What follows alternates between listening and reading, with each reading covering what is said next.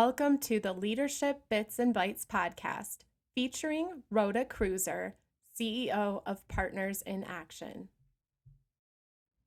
Well, good morning. We are here again this month with Leadership Bits and Bytes, and we're talking with our guest who I am really excited to be able to introduce, Tyler Ratering. He is partner and general manager with West Michigan Doors and Closets, really bringing a lot of experience and compassionate leadership to the company. There's that focus on customer satisfaction, and we'll talk about that in a moment. And Tyler plays a key role in implementing those solutions that we all need, because every home and every family is different, I'm sure. And so really providing those items and those solutions for people, but really having a hands-on management style, which I'm sure is just really appreciated and so timely. So thank you so much for being our guest today. Yeah, absolutely. Thank you for having me. I'm happy to be here. So. Great. Well, give us a little sense about what happens on a day-to-day basis at West Michigan Doors and Closets. Yeah, so at West Michigan Doors and Closets, I am the general manager. We are a full-service interior door installation company. We also do closet organization, things like walk-in closets, reach-ins, as well as pantries, garage organizers, bookshelves. Kind of the sky's the limit when it comes to that. So we have also taken on entry door projects. So doing, residential entry doors such as front doors, garage access doors, things of that nature as well. So, yeah. That's amazing. That's a lot to try to get your arms around. Are you finding with the organizing side of things, are you finding with the new year and people having New Year's resolutions about getting organized, is that kind of picking up for you? Yes, absolutely. It's one of our advertising strategies as well as kind of an industry advertising strategy. Everybody likes the new year, new me sort of stuff. Right. Everybody wants to get organized. Going into your closet and having your clothes everywhere, and not knowing where your pants are versus your shirts, and just everything like that. Can really take an aspect or take a toll on your overall mental health as not being organized, and to start your day off and not be able to find what shirt you're trying to wear can be very distracting and kind of a downer to start your day. So having something organized to get started with and beautiful to look at it's really nice. So that's cool. Yeah. Are you seeing some trends as far as different ways that people are organizing things? New options for people? Yeah, absolutely. In the industry, color options are always changing. They're always coming out with new colors.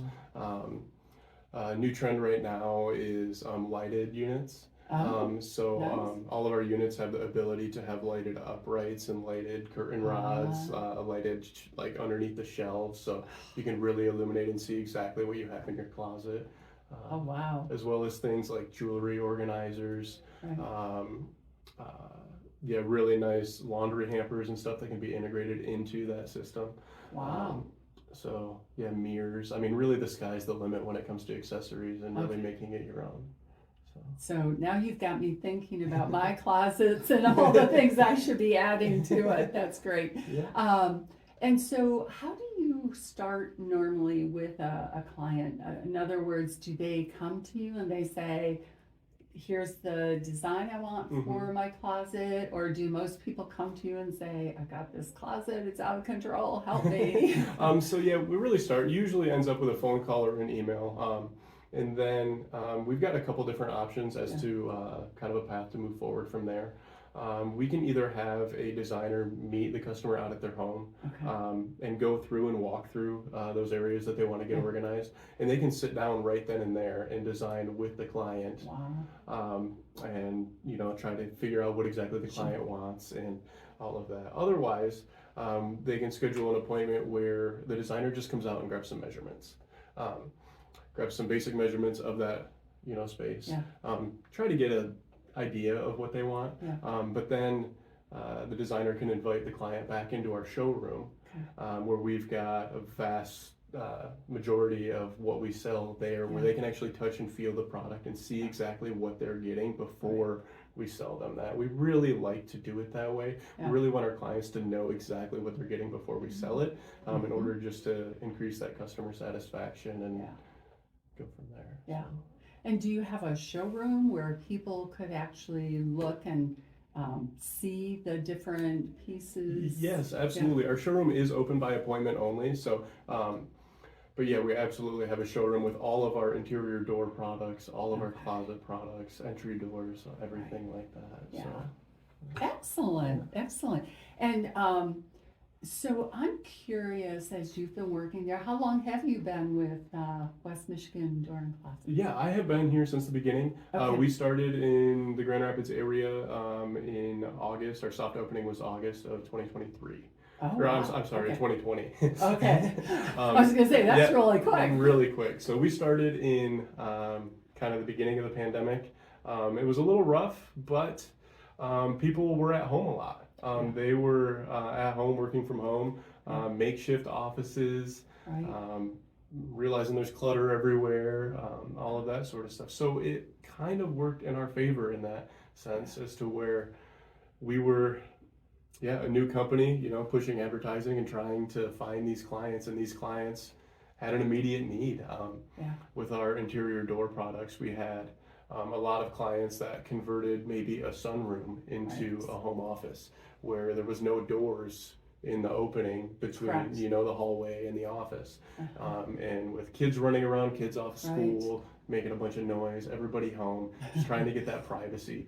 We were able to, put some sliding doors in that opening in order to block off and make a little bit more concealed space. So. Oh, that is great. Yeah. So you even work in office kinds of spaces and situations to help people with that. Yeah, absolutely. Yep. Yeah, that is awesome.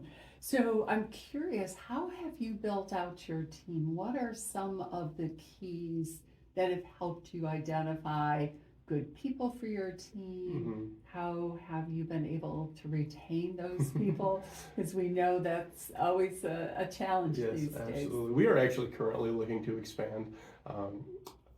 We're currently trying to hire an installation technician, and it is difficult in this day and age.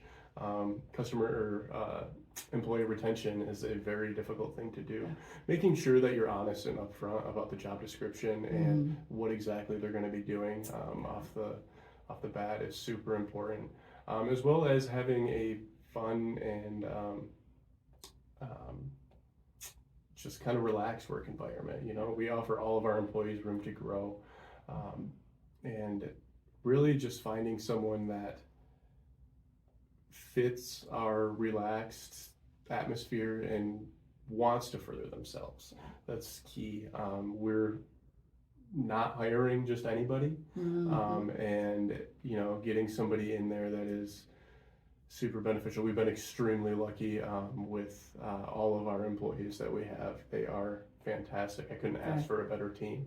It is just, it's great, and making sure that people are responsible and all of that, all of the main stuff. It's just trial and error is a lot of it. You don't know what you don't know. Your interview process is, a half hour sitting down with a potential employee and trying to figure out if they're gonna be with you for 10 years or not. It can be difficult. So do you have a favorite interview question you like to ask people that you have found helpful? I have found helpful. It's kind of cliche, but asking what they believe their strengths are, and then following that question up with what they believe their weaknesses are.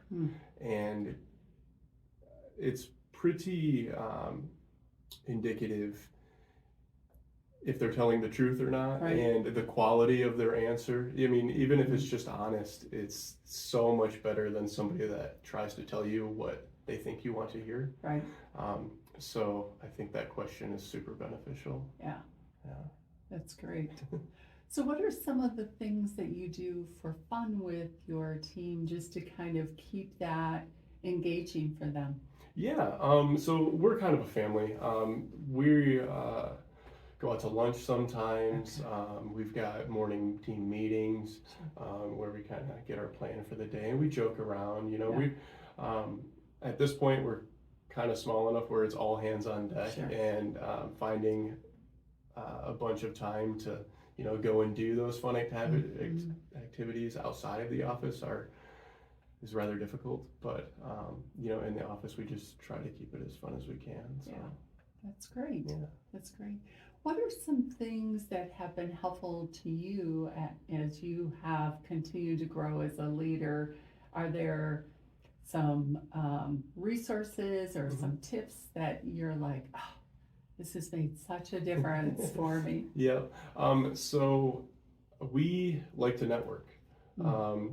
Me and my partner, we are constantly networking with other home improvement professionals in this area, as well as in our specific industry outside this area, in different areas, seeing what works for them, seeing what doesn't, as far as installation techniques, advertising techniques, even hiring and different product ideas, and just kind of the way other people are doing things. We are not tied to trying to do it our way, and learning from other people, whether in our industry or outside of our industry, and trying to bring some of those ideas in-house is just super beneficial. Also, listening to podcasts. I know that's kind of cliche as well, but there are so many different podcasts on every aspect of what you're trying to accomplish, as far as financial management, in-house management, contracting, customer relations, self-help. I mean, there's so many options, and listening to those and being open to new ideas is just the key. Yeah. So I really like that, because I think for all of us, it's easy to get into a routine and to think, oh, I've been doing this for 5 years, 10 years, whatever it's been. And then to assume that you know enough, and things continue to change, and I'm sure you've gone through a number of changes, just like with COVID, having to figure out, okay, how do we do this with that? And so just staying open, I do agree with you. I think that's a real key. How have you found ways, you talked about, allowing your team to grow and advance? Are there some things that you've done to encourage that? Because some employees, I find, are maybe a little reluctant or not as secure to step out and say, yes, I'm going to try that new thing. Right. So yes, we offer industry training on all of the stuff that we install and all of that. So trying to build that confidence up in our employees, being a good resource for them as well, not just sending them off on their own and letting them figure it out. Being there for them to ask questions, to also giving them resources if they don't feel comfortable asking you a specific question, another resource as to where they can find the answer and go from there. So as far as growth, all of our employees have the ability to to step up into a bigger role. Right now, myself, as a small company, I'm the general manager. I also help out on a lot of the installations. So trying to get somebody in another installation spot will take me out of that, and hopefully they can take over as lead installer eventually, and that'll move me back into the position of being in in-house management, being able to increase inventory and just everything. It's quite a lot. But. Do you have, as we wrap up, I'm just curious, do you have a favorite organization example, project that you worked on that you're like, oh, this was really fun? Let me think. Yes, we had a project for a client that had some in-home nursing. They were in an accident a few years back and needed full-time in-home nursing, and they had um, a large room about this size, full of all this nursing equipment, full of everything needed. All of the paperwork, clothing, supplies, all of that sort of stuff. And we got to go in there, meet with those nurses, meet with the clients themselves, figure out exactly what they needed and how we can help them, and being able to complete that project and them be happy and be able to increase their productivity and their ability to be more attentive to the patient than going and trying to find materials somewhere. Right. So it was fantastic. Wow, that does sound like a great opportunity to really help someone in a very significant way. Absolutely. If people are interested in learning more about how you might be able to help them, where could they find you? So we have a website. It's www.wmdc.com, where we've got all of our information on interior door products, exterior door products, home organization systems, things like that. We also have a blog on our website under the More tab on our main page, where we talk about industry trends, homeowner trends, kind of tips and tricks on how to organize, how doors can help with sound transmission and kind of things like that. We're also doing a couple events in this area. We are working with Design Phase, which is a design company local to West Michigan as well.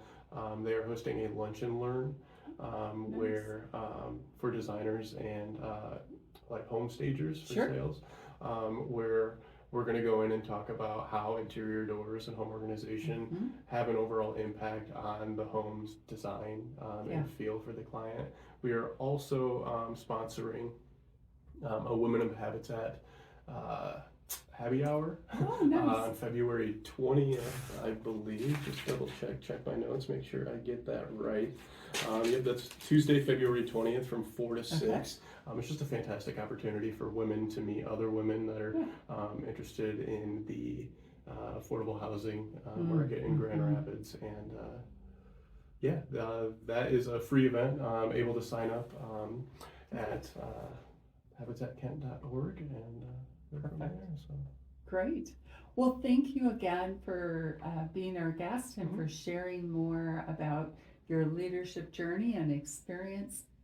And I just want to echo what you said earlier to our listeners that, having that open mind, that curiosity, that desire to continue to learn is just so key and will continue to be even more important moving forward. So thank you very much